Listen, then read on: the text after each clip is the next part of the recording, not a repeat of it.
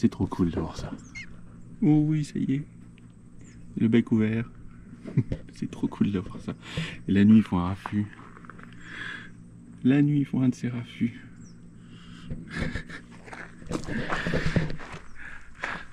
Salut, ça va? Bon, ça va être le départ. Je vais bientôt y aller. Et je me suis dit que ce serait intéressant de voir l'avant, l'après, les préparatifs dans la tête et ce qui se fera pour de vrai. Ouais. Pour le moment, Corail est toujours bâché. Donc cette prochaine aventure, le retour en Martinique, qu'est-ce qui va se passer? Bon, depuis quelques temps, tu vois déjà des vidéos courtes. J'ai lancé, depuis fin mai, j'ai lancé des vidéos courtes pour trouver des financements et... ouais, en gros c'est ça. Donc tu as des YouTube Shorts, Facebook Reels, Instagram Reels, TikTok aussi. Je me suis mis à TikTok aussi. Et depuis peu, Litchi. Oh, la maman est de retour. Les petits bébés. Donc c'est pour trouver des financements puisqu'on s'est dit qu'on n'arrivait pas à mettre assez d'argent de côté. On s'attendait pas à ce que la vie en Martinique soit aussi chère. Donc bon, bah voilà, je me suis dit on va tenter, même si je sais que 90% des abonnés sont français. Et en France, on n'a pas été éduqué dans le partage. C'est comme ça, c'est l'éducation française, on va pas... Ainsi. Mais bon, c'est aussi l'occasion de découvrir une nouvelle façon de faire du montage pour avoir des vidéos courtes. Ça me replonge aussi dans le voyage, donc ça c'est formidable, j'adore. C'est vraiment cool de se dire que je l'ai fait, ouais. Quand tu le vis, tu vois pas les choses de la même manière. Donc on va faire un petit point sur ce qui est prévu d'être fait. Et comme ça, on comparera au moment où je viendrai. Je reviendrai pour préparer le bateau. Ce qui sera fait, réellement ou pas. Bon là, tu vois, sur la coque, j'ai déjà commencé à poncer. J'ai déjà commencé, je l'ai fait à la main. Donc c'est pas... Ici, on est en 110. Ma ponceuse, c'est du 120. C'est du 230 volts. Ouais, sur batterie, ça aurait pu être cool. Donc du coup, j'ai surtout fait à la main. Et il est pas si moche que ça. Donc surtout par endroits en fait. Tu vois, là il est assez moche. Donc sur les zones comme ça. Donc j'ai pas besoin de repartir sur plein de couches. Tu sais, 3 à 4 couches. On va faire juste... J'ai pris de quoi faire 2 couches. Voilà, ça au moins tu le sais, c'est déjà commandé. C'est pas encore arrivé parce que c'est très difficile à trouver le rouge. Mais voilà, c'est prévu. C'est prévu, c'est prévu, c'est prévu, ça, c'est prévu. Attends, on va aller voir sur mon petit cahier à l'intérieur où c'est déjà... C'est écrit dessus ce qui est... ce que je vais faire. Voilà ma petite liste de ce que j'ai fait, de ce que j'ai réfléchi. Voilà, j'ai réfléchi et je me suis dit que ça, c'était réalisable. Donc il y a même le financement. Là, je pensais que ça passerait pas en intérieur, la luminosité serait trop mauvaise avec la bâche, et ça passe. Les lumières sont allumées. Du coup, j'arrive à avoir une belle luminosité à l'intérieur. Donc l'anti-fouling, oui, comme je t'ai dit, le rouge est assez dur à trouver. Du coup, je l'ai commandé sur internet, je l'ai fait livrer à Entrepôt Marine, pour ceux qui connaissent, pour le Québec. Entrepôt Marine, du rouge, on verra ça. C'est ça, du coup, c'est déjà commandé, donc ça, tu le verras au moment où je reviendrai en septembre pour m'occuper du bateau. Ouais, c'est un peu vague, du coup, là, je pars à l'aéroport pour rentrer en Martinique. J'avais expliqué dans la précédente vidéo, mais bon, je préfère te le redire. Là, je rentre en Martinique pour tout le mois d'août parce que j'ai mon travail. Et puis, je reviendrai en septembre pour préparer le bateau et repartir. Ramener Corail en Martinique. Hey, c'est pas clair. Donc l'anti-fouling, on reviendra dessus. Qu'est-ce que j'ai noté d'autre? J'ai noté aussi les cages de ridoir, ça tu t'en doutais. Les cages de ridoir, donc 4 et 1 avec l'estimation du prix. Tu vois, j'ai mis un petit prix, une estimation de ce qui était au plus proche. Le lazy bag, ça c'était mais tellement important.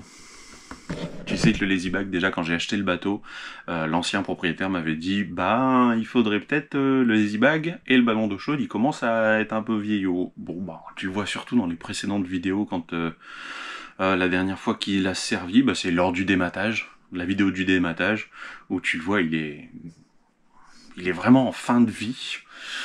J'aurais voulu le faire ici, à Cap 87, sauf que ben c'est un certain budget, elle travaille super bien, mais elle est pas mal occupée, elle est pas mal prise, c'est absolument pas de la pub pour elle, puisqu'elle est, dès que la marina ici vend un bateau neuf, c'est elle qui s'occupe de tout le canevas, donc du coup, elle a pas plus des commandes, plus ceci, plus cela, disons que le Sunbrella, il est de bonne qualité tout le temps. Du Sunbrella, c'est du Sunbrella, j'ai l'impression. En tout cas, je crois pas qu'elle prenne plus... Enfin, ça, je sais pas. Je sais juste que son fil qu'elle utilise, il est renforcé au Kevlar. Donc, tu sais, généralement, ce sont les coutures qui lâchent. C'est ce qui nous est arrivé à nous quand partant des Canaries, où ça a été un dessin animé, tout est tombé. C'était... Bon, voilà. Donc, j'aurais voulu refaire faire le Lazy Bag par Sophie, de Cap 87. Sauf que, bah, comme on est sur du fil qui coûte beaucoup plus cher, j'ai vu sa qualité de travail aussi. Je l'ai vu travailler. Et non, c'est un vrai produit fini. Donc j'aurais vraiment voulu. Je pense que même en étant plus loin, je lui enverrai les mesures et je pense que je commanderai chez elle. Mais par contre, ça veut dire que le Lazy Bag, il va quand même coûter peut-être 1500 €. Au lieu de, bah, tu peux l'avoir pour 700 ailleurs. On peut l'avoir pour 700, 800 € ailleurs. Bon, c'est mon choix. J'aimerais quand même mettre de la qualité pour Corail parce que j'estime que c'est un bateau qui mérite d'avoir de la qualité. Même si à un moment donné, il faudra refaire aussi tout le Dodger, enfin la capote de descente, le bimini, tout ça. Donc voilà, donc le Lazy Bag il sera pas fait, mais il est sur ma liste. Donc estimé à 1200 € en le faisant ici, elle aurait pris, enfin voilà. L'anti-fouling on l'a déjà vu, la fenêtre, hop là, t'as vu la fenêtre fissurée, cassée juste avant d'arriver aux Bahamas. Oui, puis tu as ça là, ça c'est très joli, ça c'est très joli. Tu savais que dans le glycol, l'antigel qu'on met dans les tuyaux dans la plomberie, tu savais que c'était ultra sucré, le glycol, et donc du coup ça attire énormément les mouches. Quand j'ai voulu faire circuler et retirer tout le glycol de tout la tuyauterie, voilà, ça c'est gratuit, mais bon voilà. Donc du coup cette fenêtre, ici il y a quelqu'un qui aurait pu le faire. J'aurais bien voulu lui faire, mais bon, c'est comme ça. Je pense pas que ça soit fait ça. Je verrai sûrement pour le faire moi-même en achetant du polycarbonate en Martinique. De toute façon là ça fuit mais par les deux vis.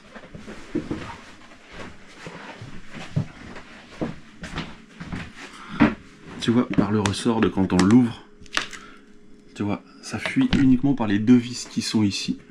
Voilà. Ensuite on continue sur ma petite liste. Et je vais ressortir, il fait une chaleur aujourd'hui en plus, il n'y a pas d'air. Sur ma petite liste, qu'est-ce qu'on a d'autre? Le propulseur d'étrave, ça sera pas fait. Le moteur du propulseur d'étrave, je ne le ferai pas, je l'utilise pas moi, donc au final, même si on le fait réparer 15 jours, je décide de l'utiliser. C'est un moteur, faut le faire tourner régulièrement, donc... En plus là il y a un nid, donc ça m'ennuierait de faire travailler tout ça, les bébés ils sont pas encore grands, donc bon voilà. Le désalinisateur. Le désal, il est chiffré à... Le moteur désal, tu vois, tout ce qu'il y a avec, j'en avais pour 1500. Donc du coup, je ferai pas non plus. On se débrouillera vu le voyage. On va quand même remplir les tuyaux, enfin on s'organisera. Mais du coup, le désal, je ferai pas réparer. Il faut des pièces. En plus, j'avais trouvé une belle entreprise qui faisait des pièces à un prix très intéressant à Vancouver. Et le Canada. Donc ça, c'était cool aussi. Ensuite, qu'est-ce qu'on a? On a... Ah oui, après il y a des choses qui ne coûtent pas d'argent. Recalibrer le pilote auto, ah, tu sais, avec la réparation, ça coûte rien. Et il y a des choses, bon bah voilà.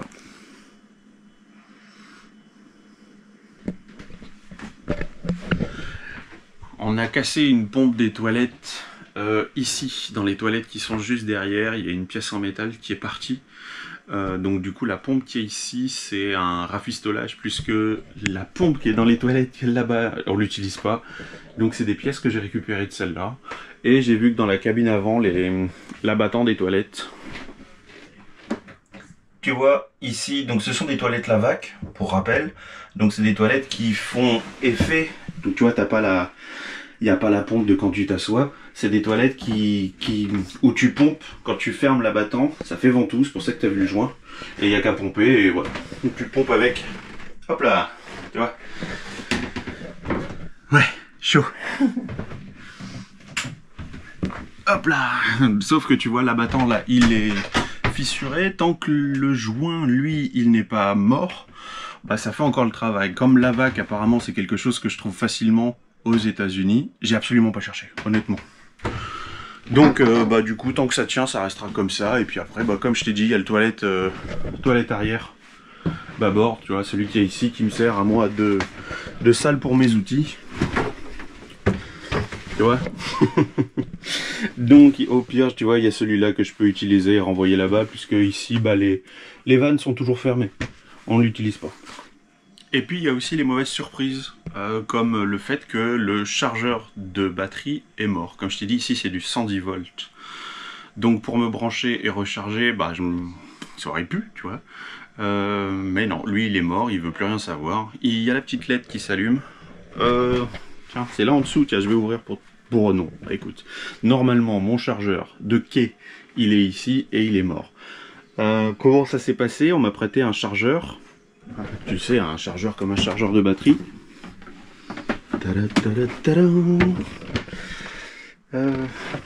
Hop là, tu sais, ce genre d'appareil là, que tu viens brancher directement. Donc d'un côté, tu viens de brancher sur le secteur, en 110, et de l'autre côté, tu vas brancher directement avec les pinces sur la batterie.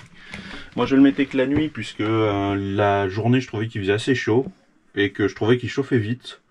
Donc je le mettais que la nuit, et un matin j'ai commencé à l'entendre grésiller, donc je me suis levé en catastrophe, je suis venu voir et j'aimais pas le bruit. Du coup je l'ai débranché, j'ai regardé, je vois pas ce qu'il a, bref. C'est comme ça. Et c'est comme ça que j'ai découvert que du coup mon chargeur de batterie, j'ai essayé de brancher le groupe électrogène directement sur le bateau, tu sais, le groupe électrogène du bateau. Et du coup, bah, j'ai vu que mon chargeur de quai ne fonctionne plus. La petite lumière s'allume, mais il ne génère plus d'électricité. Donc, bon, il a fallu trouver une solution. Et comme, hop là, en fait, c'est parce que je l'ai vu. Voilà ce que je me suis pris plutôt que de reprendre un appareil comme ça. Donc ça, c'est quelqu'un que j'ai rencontré qui me l'a passé. Donc bon, ça m'embête complètement. Je le repayerai à nouveau, je pense, quand je reviendrai. Donc ça fait partie des aléas. Tu vois, des trucs qui sont pas prévus. Comme le fil jaune, là, ça c'est pareil. C'est un abonné qui nous a rencontré l'an dernier et qui a dit, bah attends, mais t'en as besoin, tiens, j'en ai 3, je t'en prête une, tu me la rendras avant de partir. Donc voilà ce que j'ai acheté. Ce genre de choses. C'est du coup un convertisseur 110 volts, 230 volts et 230 volts, 110 volts. Derrière, il y a un petit switch, tu vois, pour choisir si tu mets en entrée du 110 volts ou du 230. Et devant, il y a toutes les prises pour le changer. Bon, je ressors parce que là, tu vois, je goûte. Bon, et si on parlait un peu du voyage, hein, quand même. C'est pareil, il y a l'idée dans la tête et il y a ce qui va se passer. Donc, le voyage. Tiens, voilà la petite animation que j'ai prévue. Pour trouver des équipiers, j'ai fait cette animation-là. J'aime bien, Une petite animation, j'aime bien. Donc, en premier lieu, ben, tu vois, on part par le sud. Donc, les écluses, le lac Champlain, les écluses, Catskill pour remater, New York, et puis après traverser de l'Atlantique jusqu'en Martinique, jusqu'à Saint-Martin en premier, et après Martinique. Voilà, donc le départ c'est prévu entre le 15 septembre et le 1er octobre, au plus tard le 1er octobre, parce qu'on ne sait jamais s'il y a un problème avec les écluses, s'il y a un problème avec... avec la douane, ouais, c'est ça, quand tu passes d'un pays à un autre, surtout avec les États-Unis, c'est particulier.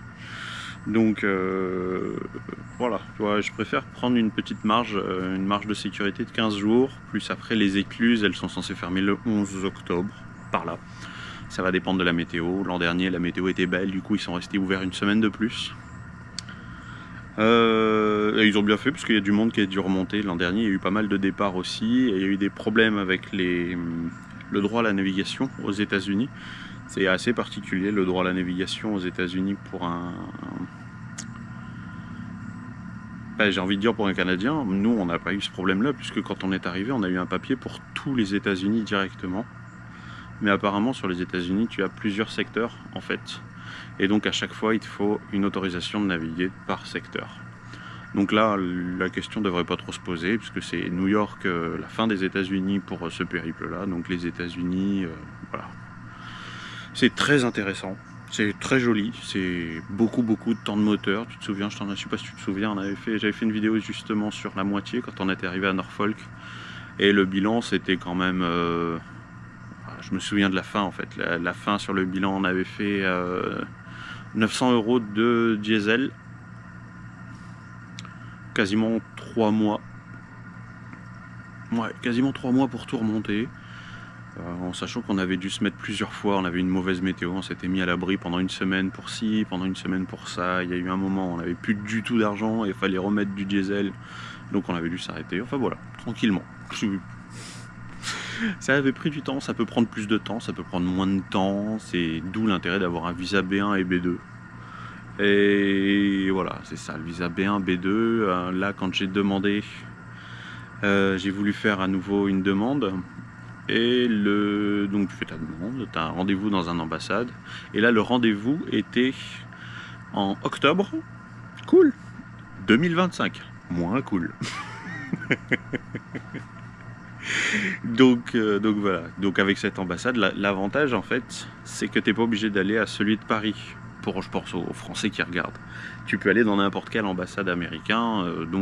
Par exemple, nous ici, on en a eu par rapport à la Martinique, il y en a un à Porto Rico, je crois. Ou par exemple, tu vois, il y en a à Montréal. Donc, je peux très bien aller à celui de Montréal pour la personne. Je peux très bien aller à celui-là. Voilà. Donc, j'ai mis des annonces pour prendre des équipiers, évidemment, parce que c'est quand même beaucoup plus cool. Même si là, ça s'annonce être une navigation, tu vois, un peu de face. Par rapport à la météo, faut pas partir non plus trop tôt puisque ça reste encore la saison des cyclones, donc faut vraiment attendre.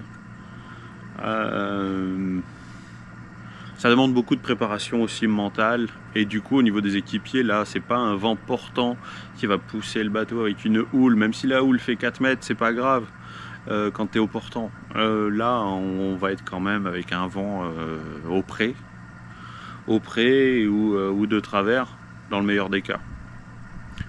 Donc tu vois, passer 15 jours, 3 semaines comme ça, au niveau des équipiers, là par contre il faut qu'ils soient préparés mentalement.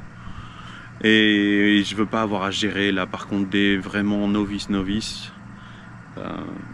Donc c'est pour ça, là je suis un peu plus strict sur ma demande pour mes équipiers. Donc voilà. Et après, la Martinique. Donc ça c'est cool. Voilà, tu vois, c'est ce qui est prévu. Et ce qu'on fera pour de vrai. J'adore cette idée là. Oh là là là là là là. Ça fait bizarre de repartir là en Martinique pour un mois et demi. Quand même cool la marine à Gosselin pour ça aussi, t'as vu ça avec l'appentis ici, le petit kiosque avec les tables et tout, tu as vu les chaises. Et bien ici hein. Et normalement c'est censé être une zone de no wake, donc de pas de vagues, les gens sont censés respecter une certaine limitation, et là je l'ai entendu passer. Bon, c'est comme ça. Ah si, il a ralenti. On va le voir sortir ou pas. Après le bateau bleu. Voilà, c'est ça. Ouais, non, il va quand même beaucoup trop vite. Et de quoi je me mêle? Allez, prends soin de toi, et à la prochaine. Ciao.